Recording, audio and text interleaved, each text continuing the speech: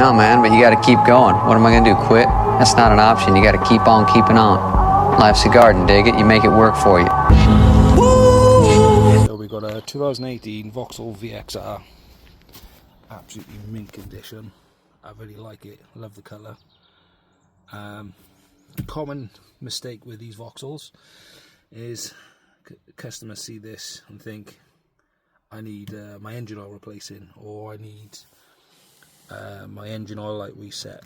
I will point out this can be done. An engine oil reset can be done here. Do not go to a garage to get this done. But yeah, nevertheless, customer took this into a well-known garage in my local area. They charged us £60 and said, take it back to Vauxhall. It's Vauxhall's problem. Also, there's a huge oil leak. Huge oil leak, they said. It's filled the floor in the time that's been in my garage. Let me show you said oil leak.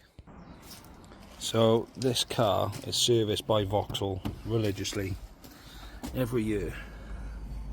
And the serious oil leak they're referring to is up under there.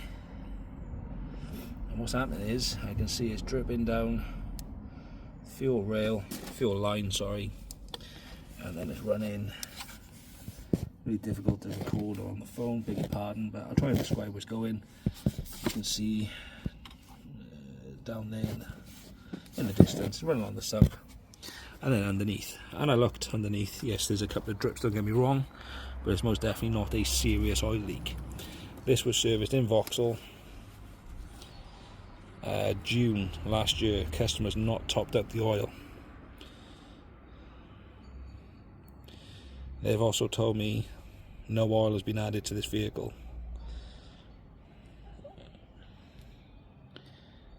Now help me understand, the serious oil leak when the oil is nigh on full. Looking at the customer's drive, there are some drips, don't get me wrong, like the one that's speaking on the phone is number one. And then down here, this is all the customer's got. But this is accumulation of months. There is no under tray under the vehicle. So plan for this one is we will do diagnostics on the service vehicle soon, and we will put this back in for a smoke test.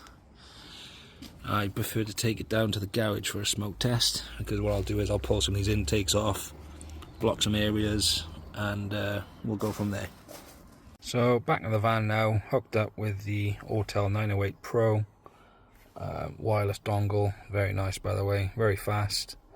This is called pre-scan. I was going to fill in the customer's information, so what I can do at the end of this diagnostic session, I can send them a text message or an email or a QR code if needs be, and then get the diagnostic report that way. So I'm just going to fill in this info. So that's going to do its scan. I can see already there's a fault come up on the engine management. So I'll work through methodically now on what's what and who's who, and try and diagnose the fault. I'm not just a code reader who's going to delete this fault code and say there we are, job done. We'll go down the route of test plan, identify, find and resolve. This is interesting. I know this is to do with the bonnet. Customer did mention they're having some alarm issues, so we'll look at that while we're here as well. So here we are now, back out at the customer's vehicle. There was I think there was 6 fault codes in body control module. 2 of them were to do with tyres. Guessing it had low pressure, since been reset. The common faults that seem to be causing the service vehicle soon is it believes the bonnet was open, short-circuited ground. Same if I go into the engine control module.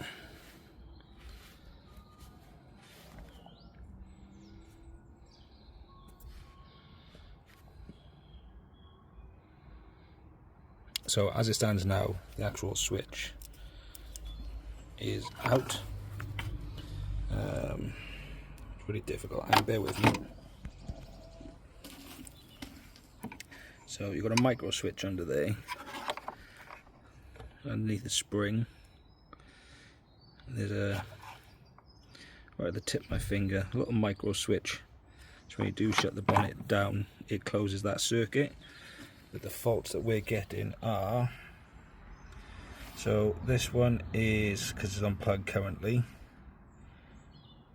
I can't remember which way around it was, but essentially we had one fault in here. It's on the diagnostic report on the pre-scan. But the common issue that we're getting in engine and body is this micro switch. I will do some live testing just to see if I can eliminate the problem with the switch or the wiring. So I'll test the plug. I will test, so you got 3 wires here. You can I'll put up Haynes Pro in a moment, but one of them will be CAN bus, the other one will be like I think hose pipe, one going in, one coming out. So when I close the circuit, I should get continuity between 2 pins. I'll also test this circuit. I need to put up the wiring diagram to see what wire goes where and what wire does what, which I can do on Haynes Pro. So looking at live data, I can see hood position. It's currently showing it's closed, whereas I can confidently say that this switch is open. See, it's up, and even if I do close it, I get no difference, no change.